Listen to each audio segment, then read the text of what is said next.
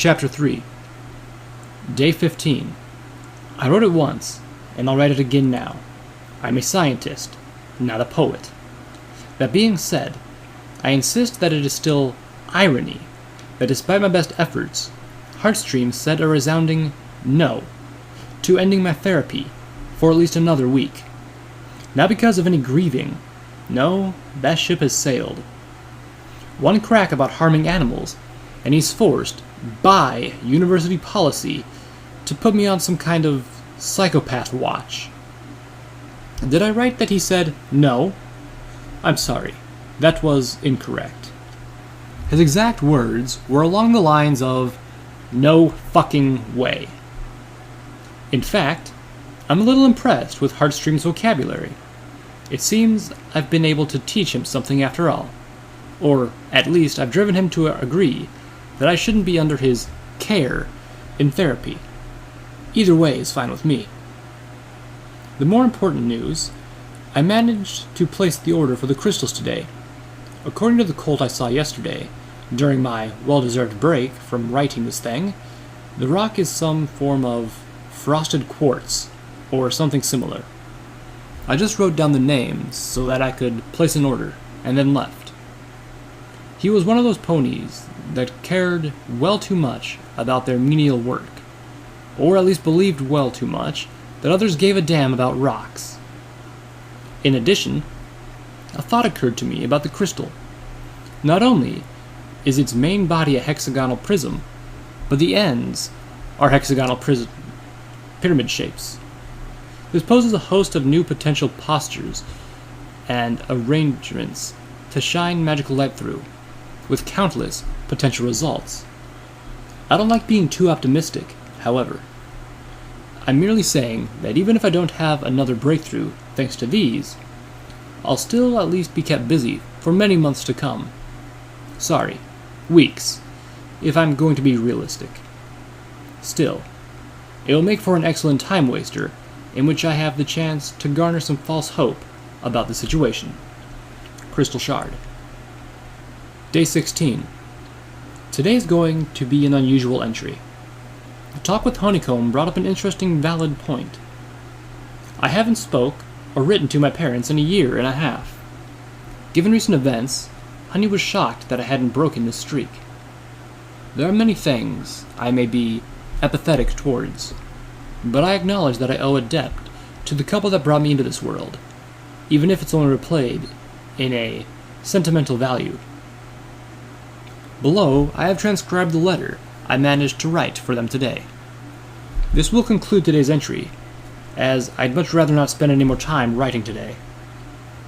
Dear Mother and Father, may I assume you are doing well? I am, for the most part. Life at the university is at least as limited as I had expected. I'm grateful for the space and time to conduct research, but that doesn't mean I have all the time in the world to myself. Classes are mandatory, else one risks eviction from the residence. Of course, I imagine you knew this already. It's no different than a simple boarding school, except for the greater independence. And that is by far my favorite part of this venture to date. I'm on my own. Not that you should worry, however. I remembered your request, and I have made a friend. Her name is Honeycomb. She works with bees. Through this, she offers quite the interesting perspective on many issues. Unfortunately, I seem to be the only one at the university who can appreciate this. Most will pass her off as the odd mare who's taken a liking to insects. Had I not gotten to talking to her myself, I may have done the same thing, admittedly. My research is going smoothly. Sure, I've had a few setbacks, but it's nothing I haven't seen and been able to recover from. But I'm sure you could have predicted that on your own. I believe it only fair to mention the tragedy of late. I don't wish to bring any sadness upon you, but I'd rather not withhold information. Honeycomb's father passed away recently, in a construction accident. I wish I could say it was an honorable death. I wish I could say it was remotely dignified. Instead, he was crushed like an insect under a giant slab. Believe me, that is the gentler way of breaking the news. As my result of closeness with a stallion, I've been placed under mandatory therapy, or grief counseling, by the university. As I stated before, I am alright, and there is no need to worry over me. Besides, even Honeycomb herself is over the death by now. Why shouldn't I be? In any event, I send my best regards. I wish you luck in your future endeavors. Sincerely, Crystal. Day 17. Great news!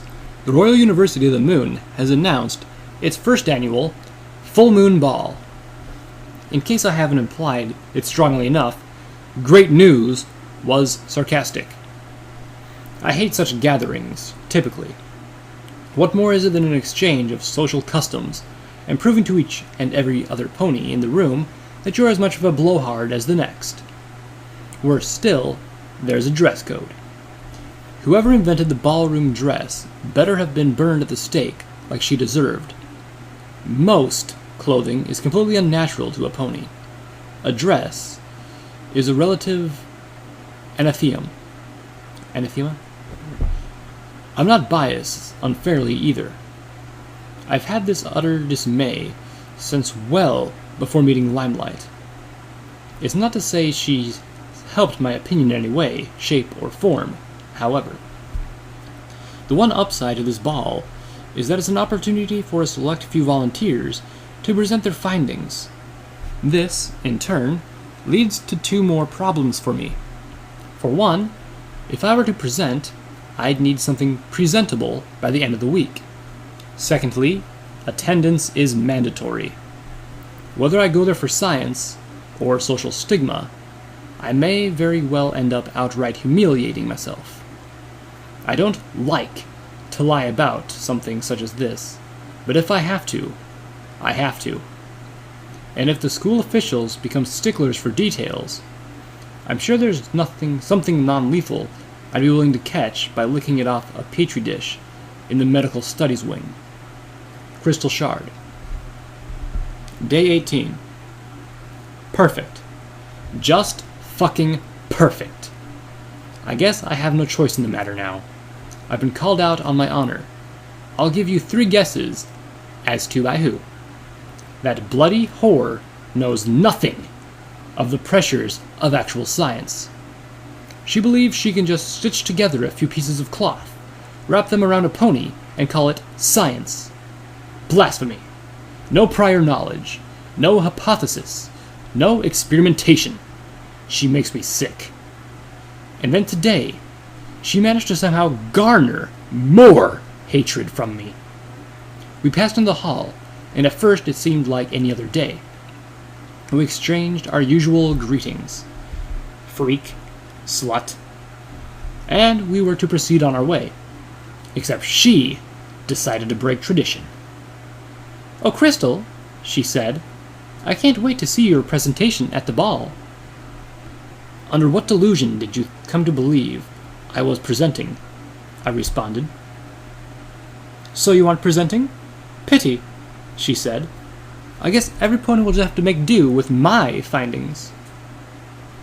I don't remember the details of the exchange that followed. More names were exchanged, but in the end, I was forced to take the bait. Pardon me for a moment. Yelling this doesn't seem to be relieving enough stress, so I'm going to try and write my expression of fury instead. Fucking whore! Ah, that does feel better. But I should get to work instead of dawdling with this silly book. At least Honeycomb has agreed to help me. I don't know who owes who at this point. Crystal Shard. Day 21. This entry may very well trod all over Heartstream's rules, but I don't honestly fucking care right about now. Too much has happened this evening to go undocumented. This is so exciting it borders on terrifying. In fact, it may just be terrifying, if for other reasons. I'm sorry. I need to slow down and present an adequate amount of context for this entry to make the least bit of sense. I must remember that there are readers besides myself to consider for the future. First, me and Honeycomb have spent the last 2 days, or 3, trying to work with an algorithm I devised to generate prism combinations to test. We managed to split the work into a sort of assembly line. She would arrange the crystals, I would shine the light through, and record the results. Rinse, repeat. This evening was the night that the ball was to take place. I believe we had both worked ourselves into a stupor. I myself, remembering tears, just not having the time to feel the stress. This was how we went about the process. Testing, testing, testing. I, at one point, honestly believed it would be the death of us. This was more of a relief than anything. It was an out, the promise of an end. As I see it now, it is rather unfortunate that neither of us died. Or, so I hope. The sun was nearing the horizon. This marked approximately 1 hour remaining until the ball. The algorithm wasn't anywhere near close to having run its course. I decided we needed a new approach, but was unable to provide one. For this, I am a little ashamed. One of my biggest problems with other ponies is their constant willingness to complain, but never the ability or the potential to solve the problems they complain about. Luckily, Honeycomb once again proved the perfect mare to balance my flaws.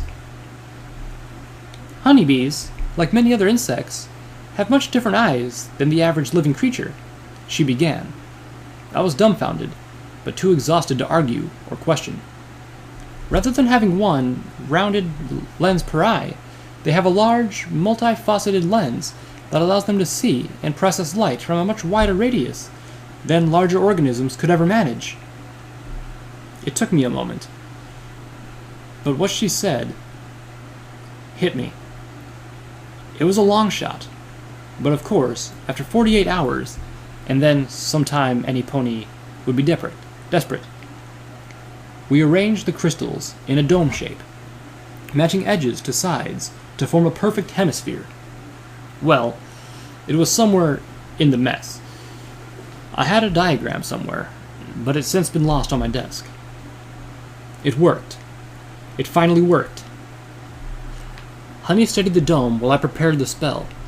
A simple shot of white light, and no other effect besides appearance, right into the point of one of the outermost crystals. What we witnessed after this can only be described as harmonious resonance of light.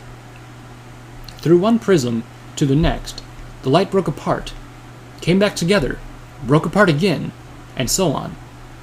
The dome showered the walls of my home in a cascade of every color imaginable, each wavering through the crystal's edge as from underneath rippling water. The strangest part, at least at the time, was that I was doing nothing to maintain the light. It was autonomous. Somehow, despite the speed of the light, there were always some trapped within the crystals. Well, for a few minutes anyway. But it wasn't the light that was trapped, I realized. It was the magic. I tested the hypothesis with another shot of the spell, this time in a purple spectrum. The colors in the room became dominated by purple hues, ranging from that of a bruise to that of a violet. Honeycomb was speechless, awestruck. I had to literally shake her just to get her to look at me. "We've done it!" I proclaimed. There were still no words from her, only a half-collapsed half-hug. Once again, I was too tired to argue, despite being uncomfortable with the gesture. Oh well, it was called for. But all this was only the first discovery of the night. We had little time to waste. We got dressed for the ball. Honey wore a simple dress. It reminded me of a protective beekeeping suit, appropriately enough, between the thicker white cloth and mesh. Some things. Damn clothing. I'll never understand the intricacies of it. All I know is that she has her face veiled, something no pony can blame her for, despite recent optimism. In any event, I managed to find something simple, yet dark, from her closet. She's a little smaller than me, but it fit just the same. The important part was the necklace I fashioned. I took the keystone crystal, I believe the first one I'd acquired from the swindling sales pony, and attached it to the necklace. The plan was that I'd surprise everyone, by presenting the magical resonance of the crystal. Never rely on the integrity of a plan. I'll skip ahead to the important part. We arrived at the ball with but a minute or two to spare before the opening ceremony. Most had already filled into their seats. We managed to slip in the door and find an empty spot towards the back of the room. I believe the others at the table were a couple of professors, or possibly their grandparents. They were old enough that I worried about reporting their deaths every time one set his head down. The headmaster gave a speech, and every pony listened as best they could. It took him a few tries to get an amplification spell working on his voice. I'd point out how sad it is that if I didn't think that would just be a waste between now and my point. It was after the speech that the next important event occurred. Food was served, in a form of buffet. Me and Honey had just helped ourselves to an extensive amount of food, and form of make-up meal, if you will. I could barely see over the loaf of bread, and I almost walked into none other than Limelight. Now, under most circumstances... Sorry, I don't want to ruin the ending just yet. As per usual, there were our guests. Honey looked uncomfortable, but at the time, I wasn't too worried. Honeycomb never really liked Limelight, but she still gets uncomfortable when me and Limelight become so confrontational. It's a pity, but I can understand that fighting these battles is my job. There was a crack about my presentation, which I was confident I'd make her look the fool over for. She made some joke about our dresses, and I called her a whore. Nothing unusual. But then she crossed a line that I would never have dreamed she would. "So, Honeycomb," she said, "are you sure you don't want any vegetables? Squash, perhaps?" I'd like to hope I didn't have to explain that one. Honey dropped her plate. It shattered on the floor, and I set mine down to focus on comforting her as she broke down into sobbing. Honestly, that wasn't my true focus. If looks could kill, Limelight would have dropped dead before Honeycomb's plate. "I'll just leave you two alone," Limelight said, or something to that effect. I probably remember it as being more conceited than it was, but it might as well have just been as bitter. I believe she left the main hall to look for the lavatory a few minutes later. By then, me and Honey had cleaned up and relocated to our seats. She was beginning to calm down. I wasn't. I saw my opportunity in Limelight's leaving. I wasn't going to take any chances. What happened in that hallway is hard to define without explaining the exchange proper. I'll do my best to recall what she said, but I can't vouch for its total accuracy. "Don't you walk away, you miserable cunt!" I yelled. Limelight barely glanced, one eye back towards me. "What was that?" she mocked. "Did I touch a nerve?" "Strike a nerve, brainless," I retorted. "That was too far, and you know it." "It's not my fault she's so pathetic," I gasped. "What did you say?" "She's pathetic," she offered. "How many times can one pony break down before they get over it? Come on, Crystal. Have you even you have to understand that." By now, she had turned around all the way. "I understand that the sanctity of mourning seems to be a little beyond your mental capacity." Do you still cry yourself to sleep about it?" she scoffed. I ignored her. "You're going back in there and apologizing. To her, and to me." She laughed haughtily. "And you're going to make me? How? Are you going to impress me with your real magic?" I stomped a hoof. "Why are you so impossible to talk sense with? Why are you so sensitive all of a sudden?" "Say you're sorry," I demanded. "Never." "Say it." "I'm not going to." "Say it." I could feel the blood boiling in my face by now. "Get away from me." She cut off mid-word. Her facial expression gradually settled to a blank stare. She assumed a natural, upright posture, as opposed to her usual dramatic flair. Then she said, in the most expressionless tone of voice I'd ever heard, "Yes, Crystal." I was puzzled. I waved a hoof in front of her face. Her eyes didn't budge. I glanced up and down the hall. We were completely alone. It was in this awkward silence that I finally noticed an unnatural white noise, a low humming. It was coming from below me. As I found out, it was coming from just below me. Below my head, rather. The crystal on my necklace was glowing a cool light blue, the same color with which my magic had always manifested. In fact, at that moment, I caught my horn bearing the same glow. "Say you're sorry," I repeated on a hunch. "I'm sorry," she said, again in that disconceitedly flat tone. This barely assisted my understanding. I backtracked through my thoughts. First, I was angry. Then I was furious and demanding. I was desperate. There was a brief moment. As I had just yelled, I tried to cast a spell on her. Nothing major, just enough to control her mouth for a moment. I believe I had planned to follow it up with, "Was that so hard?" Something went wrong, clearly. This wasn't just her mouth controlled. There was no way to know for certain the extent of the problem, and any potential solution, without testing, however. "Sit," I commanded. She sat on her haunches, crumpling her dress. "Yes, Crystal," she repeated. "Stand back up."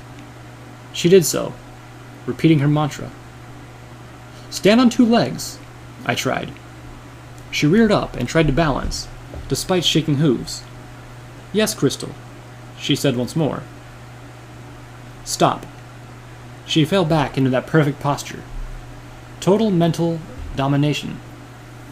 She was as a charmed slave. Somehow, I had managed to turn a simple spell into what was thought impossible. Perfect mind control.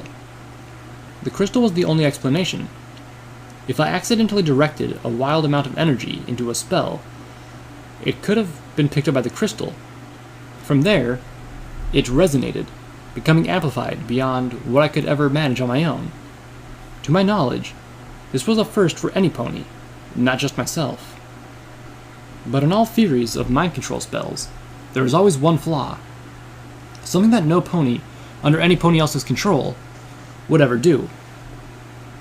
I had to test it right there. I glanced over towards the large nearby window. I took a deep breath, then double-checked the hall on either side. No one was in this part of the university besides us.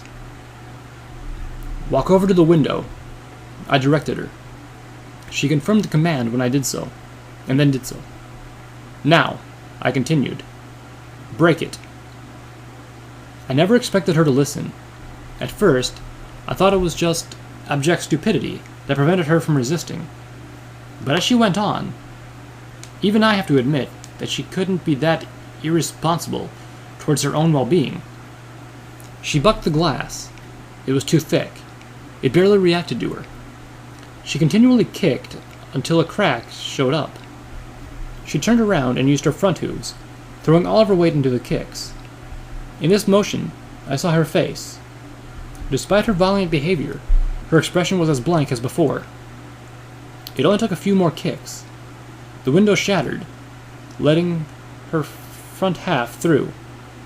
I stopped her from falling with my magic.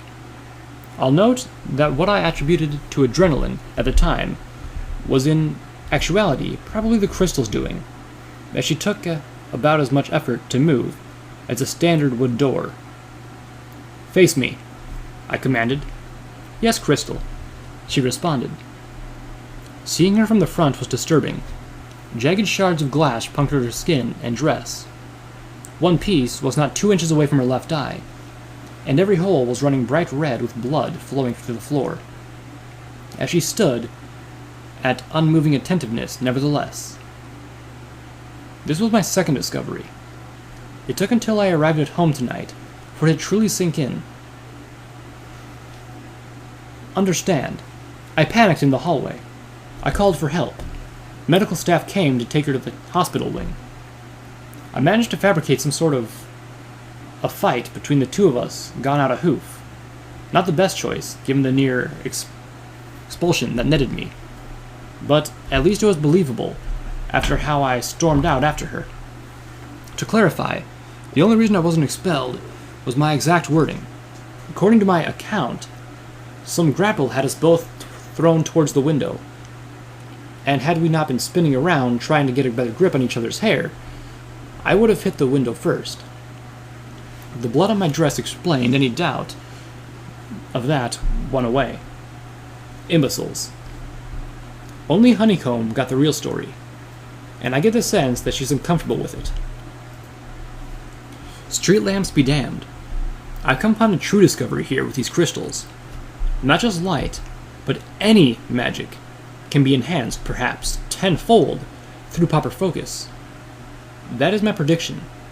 Tomorrow, I begin my new research. There's no doubt this will be able to benefit every semi-competent unicorn in Equestria.